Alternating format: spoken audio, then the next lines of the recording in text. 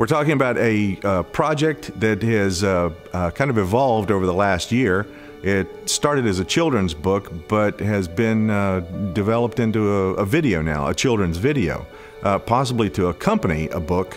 But now the video seems to be the primary thing, and that's what we're excited about. Is so that children can simply, plug it into the DVD and can watch it, and they can get the story for themselves without necessarily having to depend on a parent or an older sibling to read it to them. I was born into the home of a pastor, born and raised there, and when I was in my undergraduate studies, I studied history, European history and history of the ancient world especially. In my graduate program, I went on to the history of Christian thought and began my doctoral studies in the church history, but finished in history of religions. After that, after my formal studies were complete, then my research on my own led me more along the lines of the mythologies and folklore and religions of various cultures. So cultural studies became really my focus, and has been my focus, looking at how religious sensibilities and mythologies develop out of the place that where cultures spring up. What contributes to that religious kind of thinking. I continued to write on those subjects. In fact, I received a Doctor of Letters degree for contributions to religious literature, and that's been my focus. A friend of mine who had been a former student of mine asked me the question in February of 2011, how do we raise religious children? And my knee-jerk reaction was, oh good Lord, don't do that. Rather, raise loving, ethical children. Don't begin with text, ritual, and dogma. Or rather, let's begin with what a child already knows. They know love. So the question, though, kind of sat with me for months. And here we have all these great religious teachers, and we have all these explanations and all these doctrines and theologies, but Martin Luther had once said, if you can't make your theologies understandable to a 5-year-old, well, then you'd better quit. Actually, he said something a little more colorful, but we won't repeat that here. That was the gist of it. So how to boil down those great thinkers into something that a child can understand? Well, a child can understand a parent's love. They can understand the love of the unconditional love of a mother. Begin with something they already know, and then let's build from there. I thought that was the answer, and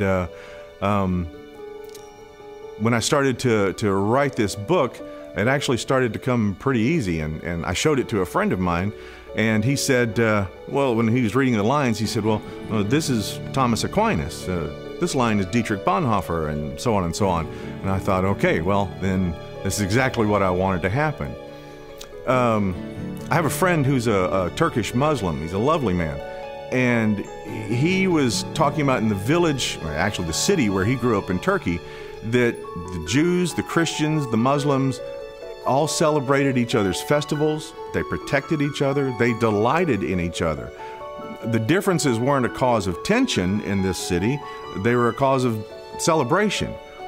So that got me to thinking, well, how would the others respond to that? He had shown us a video of a celebration there in Turkey, and at this celebration, it may have been Ramadan, but there you have the Muslim imams sitting behind this guy who's on the platform. You see bishops, you see rabbis. They're all sitting together, and they're all participating in this celebration. And there's a young man singing.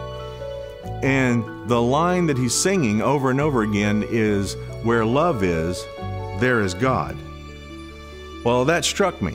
And so a Jewish friend of mine, I showed it the text to him, and he said, well, this line, this is Rabbi Akiva, who said in the 2nd century that love is the foundation of Torah. Showed it to a Muslim friend of mine, and he was like, well, this is, Al-Ghazali said this. So I realized that this is truly, love is the foundation for all religious sensibilities. That's the foundation of ethics.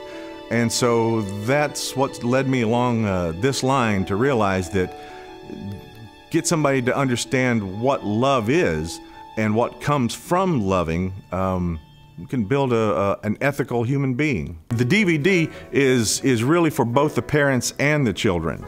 I think that sometimes parents get caught in this sensibility or this idea that you have to begin, again, with text or ritual or dogma, when it's actually much simpler than that. That if we have an understanding of love, and what child does not understand the unconditional love of a parent, if we can have that as a foundation, then from there we can go on to understand that from love comes understanding, and with understanding comes appreciation, and with appreciation comes respect.